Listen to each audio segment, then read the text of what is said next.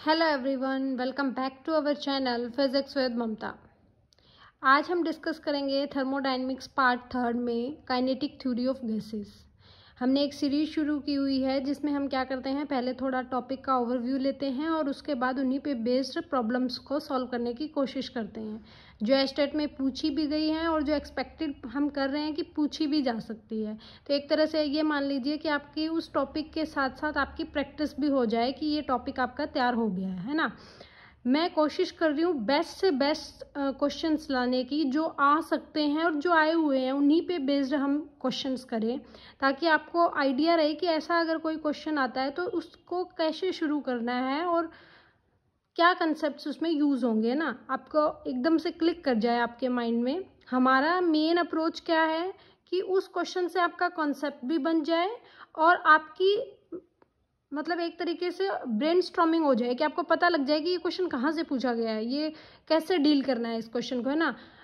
मतलब क्वेश्चन को करने की स्ट्रेटजी कैसी होनी चाहिए, कैसे क्वेश्चंस आएंगे, क्योंकि मेनली बहुत बड़े बड़े स्टेटमेंट्स के क्वेश्चंस पूछ रहा है स्टेट में और यहाँ पे स्टेटमेंट बेस्ड भी क्वेश्चन रहते हैं, तो थोड़ा आपको कंसेप्ट्स के बारे में पता होना भी बहुत ज़रूरी है ना। सिर्फ फॉर्मूलों पे काम नहीं चल सकता। तो उसी में हम कर रहे हैं थर्ड पार्ट हमारा काइनेटिक थ्योरी ऑफ गैसेस।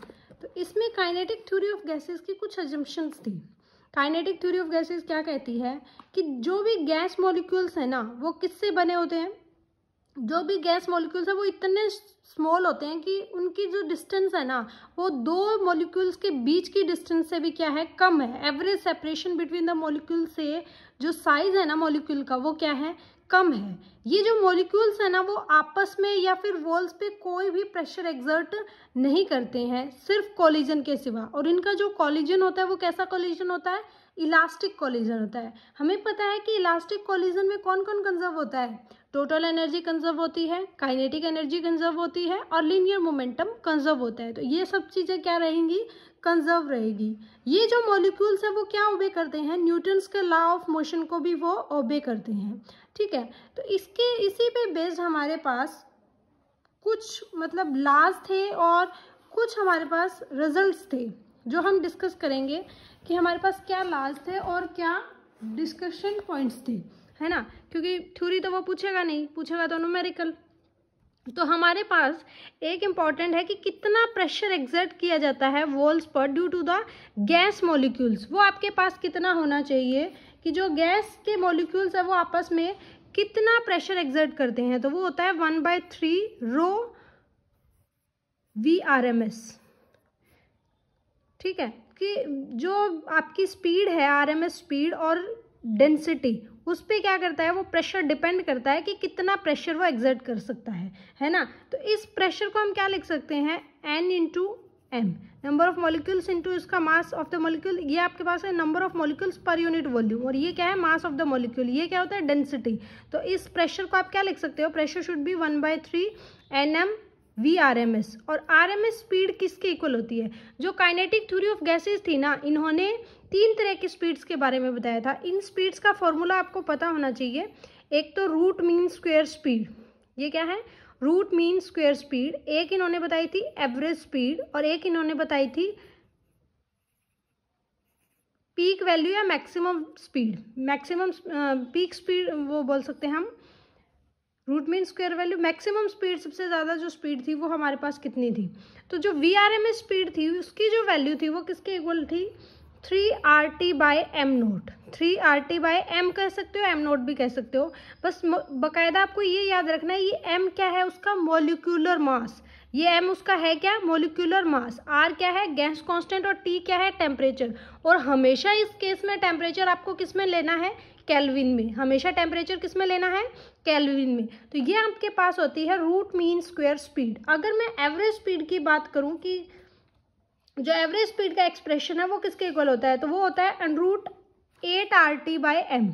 इसको ये भी लिख सकते हो आप 3kT/m, ठीक है। और यहाँ पे जो एवरेज स्पीड है होगी वो क्या होगी, 8RT/πm। ये m क्या है, मॉलिक्यूलर मास। ये m क्या है, मॉलिक्यूलर मास। 8RT/πm ये आपके पास क्या थी, एवरेज स्पीड। मैक्सिमम जो स्पीड थी वो क्या थी, √2RT/m, that should be equal to √2RT/m, capital M है ये जो मॉलिक्यूलर मास है किसी भी सिस्टम का। ठीक है, तो ये आपको एक्सप्रेशन से याद रखने हैं। एक तो प्रेशर कितना एग्जर्ट करता है और कितने तरीके की स्पीड के बारे में डिस्कशन हुआ था, root mean square speed, average speed और पीक वैल्यू। ठीक है, आपके पास अगर मैं बात करूं कुछ लॉ दिए गए थे। फर्स्ट लॉ की अगर मैं बात करूं बॉयल्स लॉ, बॉयल्स लॉ क्या कहता है, एट अ गिवन टेम्परेचर, किसी एक गिवन टेम्परेचर पे आपका जो किसी भी मास के गैस मॉलिक्यूल्स का जो मास है या given mass of the gas है वो उसका प्रेशर किसके प्रोपोर्शनल होगा, वॉल्यूम के, वो किसके इन्वर्सली प्रोपोर्शनल होगा, इन्वर्सली प्रोपोर्शनल किसके होगा, वॉल्यूम की। कि एट अ गिवन टेम्परेचर जो प्रेशर है गैस मॉलिक्यूल्स का या गैस का वो किसके इन्वर्सली प्रोपोर्शनल होगा, वॉल्यूम के। इसका मतलब ये क्या हुआ, PV is equal to constant. और देखो ऐसी इक्वेशन ऑफ स्टेट अपन ने किसके लिए की थी, आइडियल गैस इक्वेशन के लिए। तो काइनेटिक थ्योरी ऑफ गैसेज जो थी वो मेनली आइडियल गैस के लिए थी, जो भी अजम्पशंस हम लेते हैं वो आइडियल गैस के लिए लेते हैं। सेकेंड है हमारे पास चार्ल्स लॉ। चार्ल्स लॉ क्या कहता है कि एट अ गिवन प्रेशर, अब की बार क्या है, एक गिवन प्रेशर पे आपके पास जो वॉल्यूम है गैस का वो क्या होगा, डायरेक्टली प्रोपोर्शनल होगा किसके, टेम्परेचर के। वो क्या होगा, डायरेक्टली प्रोपोर्शनल किसके होगा, टेम्परेचर के। देखो यहाँ से हम अगर मैं बात करूँ PV is equal to constant, तो प्रेशर डायरेक्टली इन्वर्सली प्रोपोर्शनल था ना, 1/V।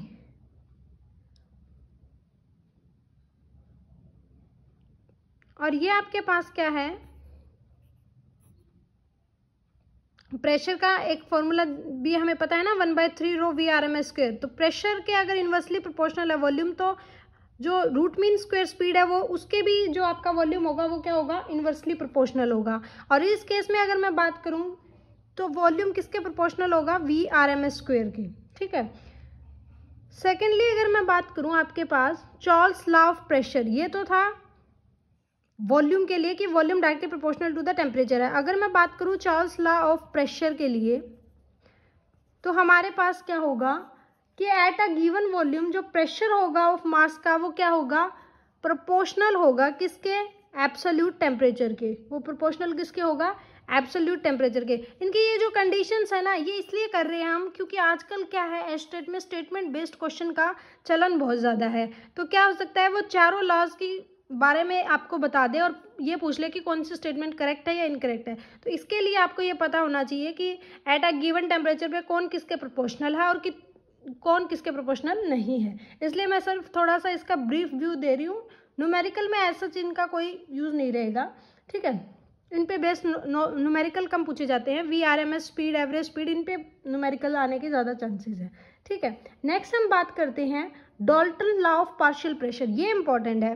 Dalton law of partial pressure आपको क्या कहता है, ये कहता है कि आपके पास अगर बहुत सारी गैसेस का मिक्सचर है तो आपके पास जो प्रेशर एक्सर्टेड होगा वो किसके इक्वल होगा, sum of the pressure exerted by each gas जो ऑक्यूपाई क्या कर रही है, same volume as that of the mixture.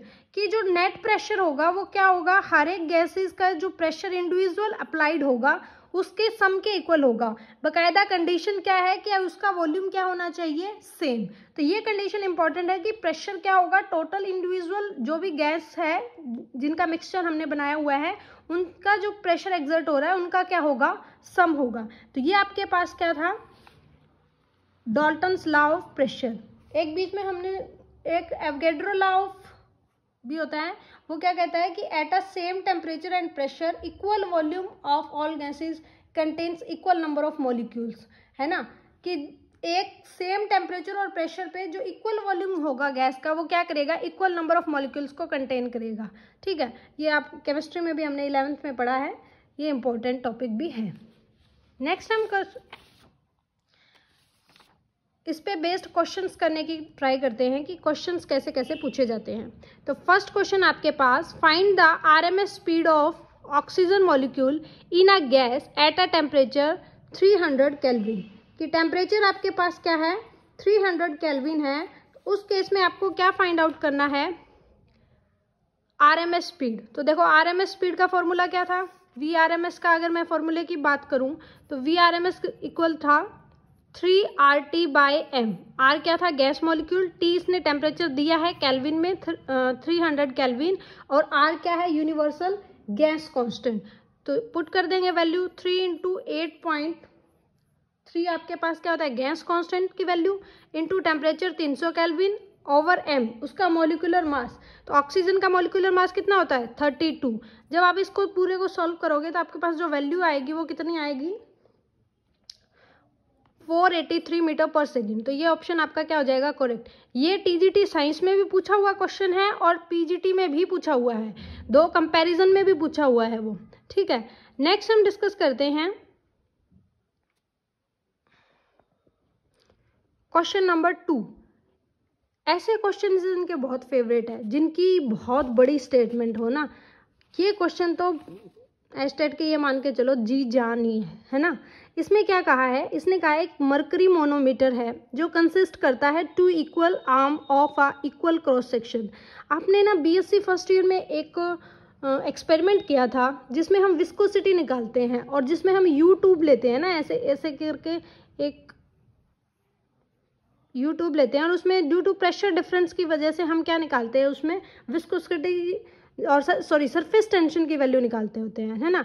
ऐसा एक आपने एक्सपेरिमेंट किया हुआ। तो इसने कहा है कि एक मर्करी मोनोमीटर है जो कंसिस्ट करता है 2 equal arm of equal cross section of length 100 centimetre and 50 centimetre, ठीक है। ऐसा आपके पास एक मोनोमीटर है जिसकी एक की लेंथ क्या है 100 सेंटीमीटर हाइयर की, और लोअर वाले की क्या है 50 सेंटीमीटर, ठीक है। इसके बाद इसने कहा है कि ये जो दो ओपन एंड्स है ना, ये सील्ड किए हैं मैंने एक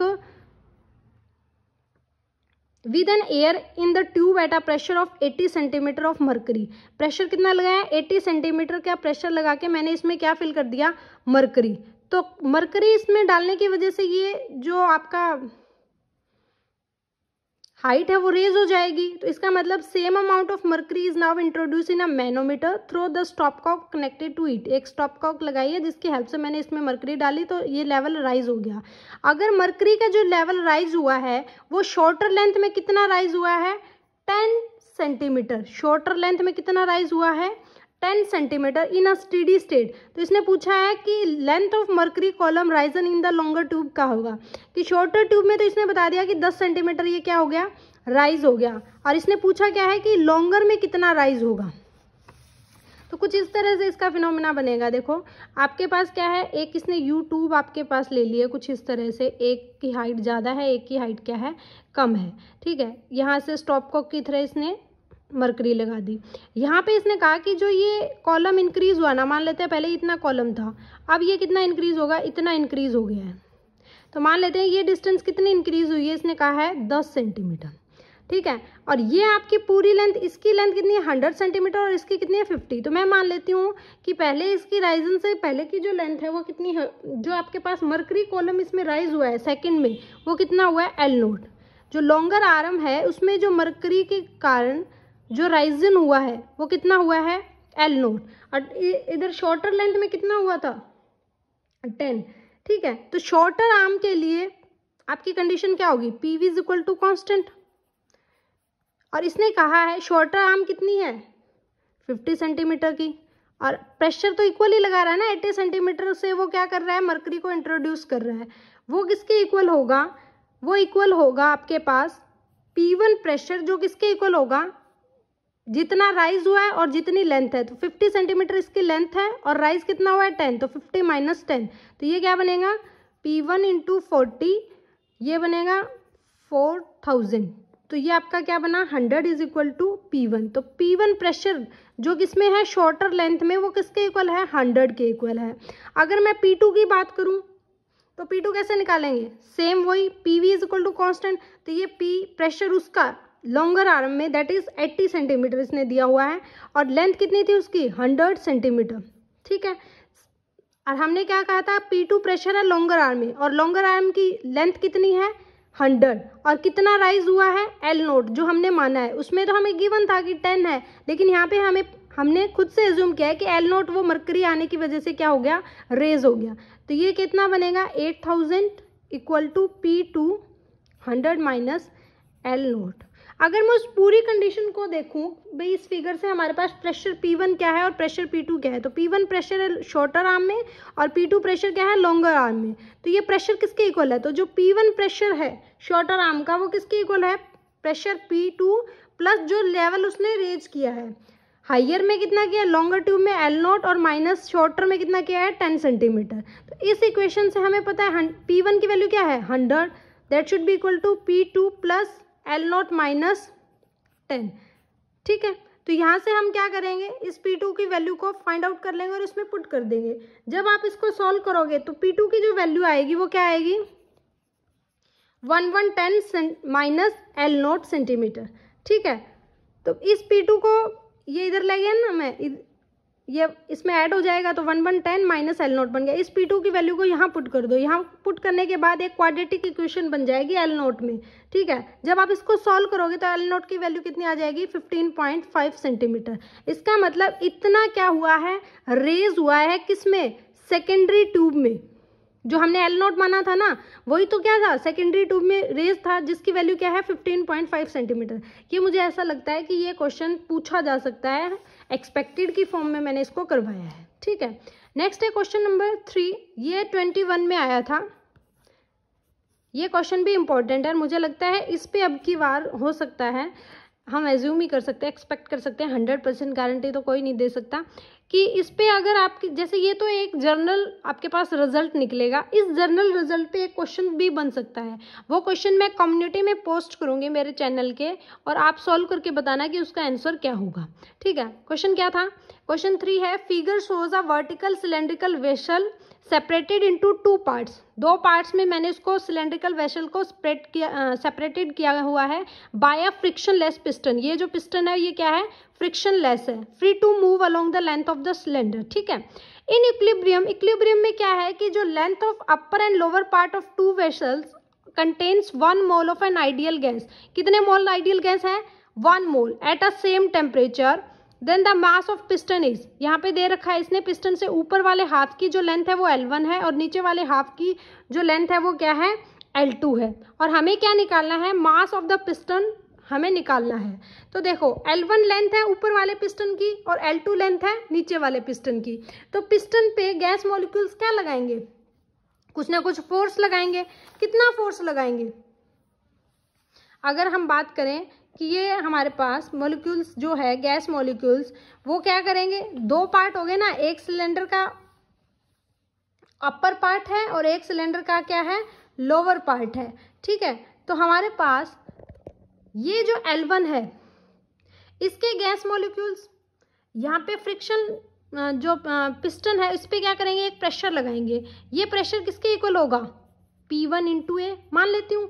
ये जो फोर्स लगाएंगे वो किसके इक्वल होगा, P1 इंटू ए, या फिर प्रेशर कितना लगाएंगे P1, ए क्या है इसका एरिया। ठीक है, सिमिलरली ये जो गैस मॉलिक्यूल्स है P2 आर्म में, वो भी क्या करेंगे, इस पिस्टन पे क्या लगाएंगे, फोर्स लगाएंगे। कितना फोर्स लगाएंगे, अगर इसका प्रेशर P2 है और एरिया क्या है A है, तो आपके पास फोर्स कितना लगेगा P2 ऑफ A। ठीक है, और ये जो फर्स्ट कॉलम है, फर्स्ट कॉलम, इसमें एक अनदर फोर्स भी लगेगा, क्या, डाउनवर्ड वेट। डाउनवर्ड वेट भी लगेगा ना, क्योंकि गैस मॉलिक्यूल्स क्या है अपर हाफ में है और वो क्या कर रहे हैं, अपने लोअर में एक फोर्स लगा रहे हैं P1A, तो एक डाउनवर्ड फोर्स भी लगाएंगे जो क्या होगा उनका वेट। तो इसका मतलब इक्विलिब्रियम कंडीशन पे जो फोर्स होगा वो क्या होगा, वो होगा फर्स्ट की वजह से एक तो वेट लगेगा और एक क्या लगेगा P1A pressure, sorry force gas molecule की वजह से। सिमिलरली सेकेंड हाफ के जो मॉलिक्यूल्स है वो गैस पे कितना प्रेशर फोर्स लगाएंगे P2 ऑफ A, दोनों को इक्वेट कर देंगे। तो यहाँ से वेट की वैल्यू क्या आ जाएगी, mg is equal to P2 minus P1 of A, difference of pressure into A। हमें पता है आइडियल गैस बोला है ना इसने, 1 mole of an ideal gas, तो PV इज इक्वल टू क्या हो जाएगा RT। अगर मैं अपर वाले हाफ की बात करूं तो P1 V1। टेम्परेचर इसने क्या कहा है कि कांस्टेंट है, equilibrium temperature at same temperature, तो दोनों का टेम्परेचर कांस्टेंट है, तो ये पूरी टर्म कांस्टेंट हो जाएगी। इसका मतलब यहाँ से प्रेशर की वैल्यू क्या आ जाएगी, इसको मैं अगर स्मॉल में लिख लूँ तो ये P1 की वैल्यू क्या आ जाएगी, RT/V1। सिमिलरली P2 की वैल्यू क्या आ जाएगी, RT तो सेम है, ओवर V2। ठीक है, तो हम इसमें पुट कर देंगे वैल्यू, ये क्या आ जाएगी, mg that is equal to, R बाहर कॉमन आ जाएगा, T भी कॉमन आ जाएगा, ये क्या बनेगा 1/V2 minus 1/V1 into A, into क्या होगा A। और हमें पता है V2 क्या होता है, वॉल्यूम सेकंड पार्ट का, जो किसके इक्वल होगा, A, एरिया तो सेम है, लेंथ L2, ऊपर वाले का वॉल्यूम क्या होगा A इंटू L1। तो यहाँ पे पुट कर दो, A कॉमन निकल जाएगा, A से A कैंसिल होगा, तो ये क्या बनेगा RT 1/L2 माइनस 1/L1। मास पूछा था तो G क्या आ जाएगा डिनोमिनेटर में, तो आपके पास ये वैल्यू क्या बन जाएगी, थर्ड ऑप्शन करेक्ट हो जाएगा, RT/G 1/L2 माइनस L1, है ना, ये आ जाएगा। ये दोनों ऑप्शन मैंने सेम ही लिख दिए, कोई ना, इसको प्लस कर देते हैं, इसको माइनस कर देते हैं, तो सी ऑप्शन आपका क्या हो जाएगा, करेक्ट हो जाएगा। कुछ ही नहीं करना, अगर आपको ये पता चल गया कि इक्विलिब्रियम पे फोर्स कौन कौन से लग रहे हैं। जब भी हमेशा ऐसे केस आता है, देखो अगर कोई बच्चे ये कहते हैं मैडम ये मैं वो नहीं कर पा रहा कि वेट भी लगेगा, क्योंकि हम जनरली क्या करते हैं थर्मोडायनेमिक्स में सिर्फ प्रेशर की वजह से जो फोर्स लगता है उसी को कंक्लूड करते हैं। तो देखो बेटा, इसने पूछा क्या हुआ है, मास पूछा हुआ है, मास लाओगे कहाँ से तुम, है ना। तो यहाँ पे एक वेट क्या लग रहा है, डाउनवर्ड एक वेट लग रहा है ग्रेविटी की वजह से। ये क्वेश्चन 2021 में पूछा गया था। अगर आपको ये L1 और L2 की वैल्यू दे दे और फिर मास पूछ ले तो आप फाइंड आउट कर सकते हो ना, क्योंकि R भी कांस्टेंट है, T भी कांस्टेंट है, G भी कांस्टेंट है। L2 और L1 की वैल्यू सिर्फ आपको पता होगी तो भी आप क्या निकाल सकते हो, मास निकाल सकते हो। ऐसा ही क्वेश्चन मैं देने की सोच रही थी कि कम्युनिटी बॉक्स में एक क्वेश्चन ऐसा दिया जाए। ठीक है, next is very important question, और हम एक्सपेक्ट कर सकते हैं कि ऐसा क्वेश्चन ये पूछ सकते हैं। देखो भाई, इसकी स्टेटमेंट ही बहुत बड़ी है। क्वेश्चन क्या है कि एक आइडियल मोनो एटॉमिक गैस है जिसको मैंने कन्फाइन किया है एक सिलेंडर में। ये एक सिलेंडर है जिसमें मैंने आइडियल मोनो एटॉमिक गैस को कन्फाइन किया है, और फिर उस पर क्या लगा दिया, एक स्प्रिंग लगा दिया, और स्प्रिंग को आगे मैंने क्या किया है, किसी रिजिड से कनेक्ट किया हुआ है। ठीक है, इस स्प्रिंग जो मैंने लगाया है उसका एरिया ऑफ क्रॉस सेक्शन कितना है, 8.0 10⁻³ मीटर स्क्वायर। ठीक है, इसके बाद इसने कहा कि इनिशियली गैस का टेम्परेचर कितना है 300 केल्विन, और ये कितना वॉल्यूम ऑक्यूपाई कर रही है 2.4 × 10⁻³ मीटर क्यूब। जब ये स्प्रिंग क्या है, रिलैक्स्ड स्टेट में है या फिर क्या है, कांस्टेंट स्टेट में है, मतलब ये हिल ही नहीं रहा है स्प्रिंग जब गैस के मॉलिक्यूल्स इस पे प्रेशर लगाएंगे तो क्या होगा, स्प्रिंग में क्या होगा, कंप्रेशन या एक्सपेंशन होगा।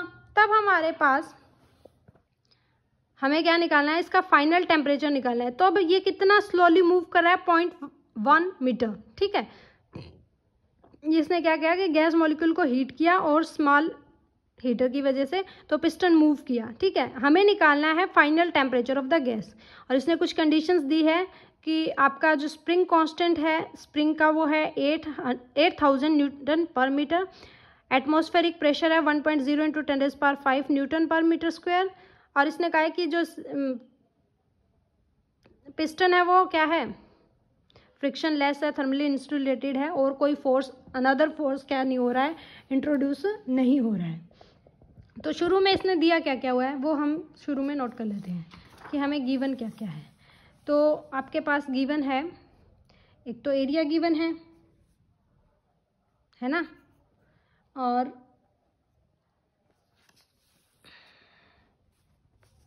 टेम्परेचर, इनिशियल टेम्परेचर भी गिवन है, इनिशियल प्रेशर भी आपको गिवन है, एरिया गिवन है, एरिया कितना गिवन है 8.0 × 10⁻³ मीटर स्क्वायर। ठीक है, इनिशियल टेम्परेचर T1 भी गिवन है 3 केल्विन। फाइनल टेम्परेचर हमें निकालना है। इनिशियल प्रेशर इसने गिवन दिया है आपको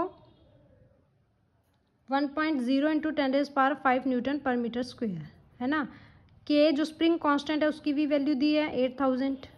ठीक है, इनिशियली वॉल्यूम भी दिया है कितना, V1 that should be equal to 2.4 × 10⁻³ metre cube. ठीक है, और इसने फाइनल टेम्परेचर पूछा है। ठीक है। तो देखो इनिशियल में क्या होगा, शुरू में क्या कंडीशन है आपके पास, शुरू में तो जो प्रेशर है वही लग रहा है क्योंकि कोई और प्रेशर या फोर्स किसी की वजह से एग्जर्ट नहीं हुआ।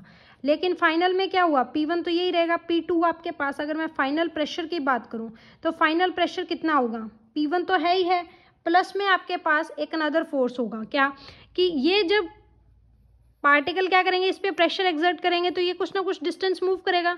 जब ये डिस्टेंस मान लेते हैं x डिस्टेंस मूव किया तो इस पर कितना फोर्स लगा, k इंटू एक्स, क्योंकि ये कैसा मोशन होता है, सिंपल हार्मोनिक मोशन होता है। तो फोर्स किसके प्रोपोर्शनल होता है, डायरेक्टली डिस्प्लेसमेंट के प्रोपोर्शनल होता है। और प्रोपोर्शनल ऑफ को हटाएंगे तो क्या लिख देंगे, k। तो ये फोर्स हो गया k, लेकिन हमें तो प्रेशर के फॉर्म में चाहिए, तो फोर्स अपॉन एरिया वो क्या होता है, प्रेशर। तो ये क्या बनेगा, kx/a।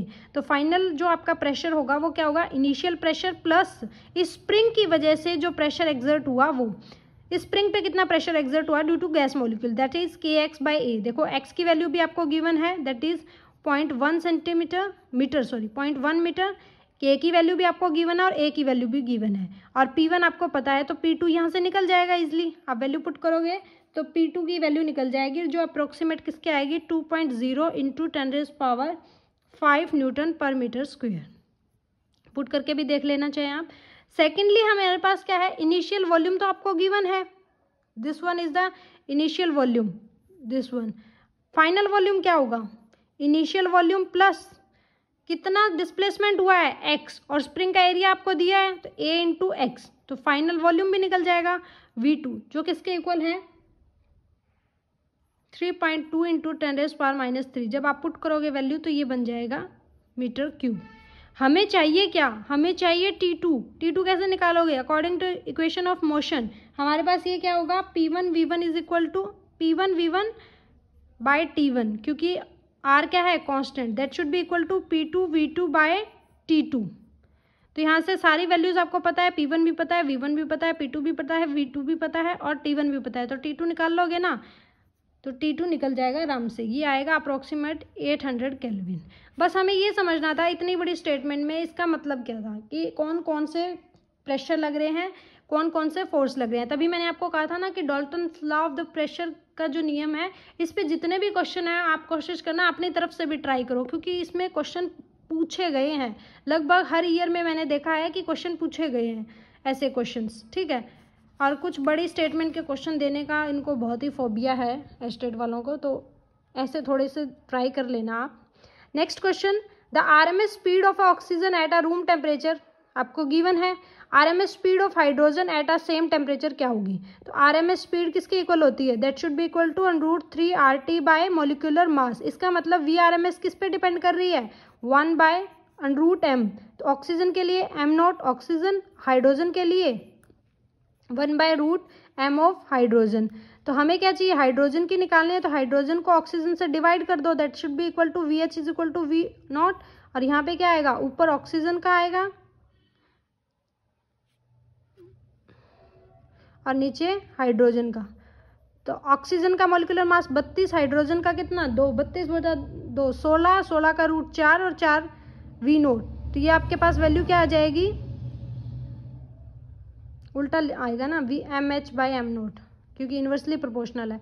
तो ये क्या आएगा, नीचे कितना आ जाएगा 1/4, V0/1/4 मतलब 500/4, that should be equal to आपका कितना आ जाएगा 125 मीटर पर सेकेंड, है ना, इतना ही आएगा अप्रोक्सीमेट। आप कैलकुलेट भी कर लेना, आपको फॉर्मूला अगर पता है तो। ये फॉर्मूला बेस्ड था। आजकल ऐसे क्वेश्चंस भी पूछे जाते हैं, कई बार इजी पैटर्न आता है तो उसमें ऐसे क्वेश्चन भी पूछ लेता है। PV/kT रिप्रेजेंट्स, मैंने कल भी एक क्वेश्चन पूछा था कि K किस किस का होता है। हमें पता है आइडियल गैस इक्वेशन किसके इक्वल होती है, PV is equal to nRT, है ना। और n क्या है, नंबर ऑफ मोल्स, और नंबर ऑफ मोल्स आप कैसे निकालते हो, नंबर ऑफ मोल्स का होता है n इज इक्वल टू होता है number of molecules over Avogadro number, वही तो होता है नंबर ऑफ मोल्स। तो नंबर कितने नंबर ऑफ मॉलिक्यूल्स है उस गैस में ओवर एवोगैड्रो नंबर, n0 लिख सकती हूँ मैं जिसको, इनटू क्या है RT। और R/n0 किसका रेशियो होता है, K का। तो ये क्या होगा, number of molecules PV by, इधर है PV और R/n0 मैंने क्या बताया K, तो PV/kT किसके इक्वल हो जाएगा, number of molecule in that case, कि कितने नंबर ऑफ मॉलिक्यूल्स है उस गैस में, वो आपके पास क्या होगा, PV=KT। तो आपने आज हमने थोड़े ही क्वेश्चन डिस्कस किए क्योंकि थोड़े बड़े क्वेश्चंस को हमने डिस्कस कर लिया था।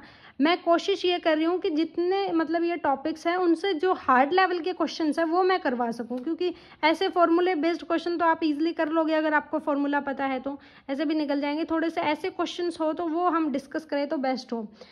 कुछ क्वेश्चंस आप खुद से भी ट्राई करके देखा करें, और वैसे ये भी सफिशिएंट इनफ है। मैं मुश्किल से मुश्किल क्वेश्चन लेने की कोशिश कर रही हूँ कि जो एक्सपेक्टेड हो, जो आ सकते हो, है ना। तभी हमारी इस सीरीज़ का फ़ायदा है कि आप लोग मुझे ये बोलो कि मैडम देखो आपने ये क्वेश्चन उस सीरीज़ में करवाया था और ऐसे का ऐसा हमें मिल गया। तो ये जो बात है इसको सुनने के लिए मैं अच्छे से अच्छे क्वेश्चंस आपके लिए लेके आ रही हूँ, और अच्छी से अच्छी जो सीरीज़ में इस सीरीज़ को बना सकती हूँ उससे भी अच्छा बनाने की कोशिश करूँगी। अब 2 लेक्चर हो रहा है, उसके बाद थर्मोडायनेमिक्स लगभग मैं कवर करवा दूंगी। एक इसमें मैं कैलोरीमेट्री पे बहुत क्वेश्चन पूछे जाते हैं, वो कल हम कैलोरीमेट्री करेंगे, और एक लेंथ थर्मल एक्सपेंशन वगैरह है, कोई छोटे मोटे टॉपिक्स जो भी है। तो 5 दिन की क्लास में मैं थर्मोडायनेमिक्स कंप्लीट करवा दूंगी। तो यहाँ से अगर 1 या 2 क्वेश्चन भी अच्छे से बनते हैं तो बेस्ट होगा, हो सकता है 3 भी बन जाए, है ना। तो मेरी तरफ से मैं बेस्ट से बेस्ट करने की कोशिश कर रही हूँ। तो आप बस पॉजिटिव कमेंट करें और मुझे और ज़्यादा मोटिवेशन मिले, और मेरा चैनल सब्सक्राइब और शेयर करना बिल्कुल ना भूले, फिजिक्स विद ममता। ठीक है, stay tuned with us, thank you.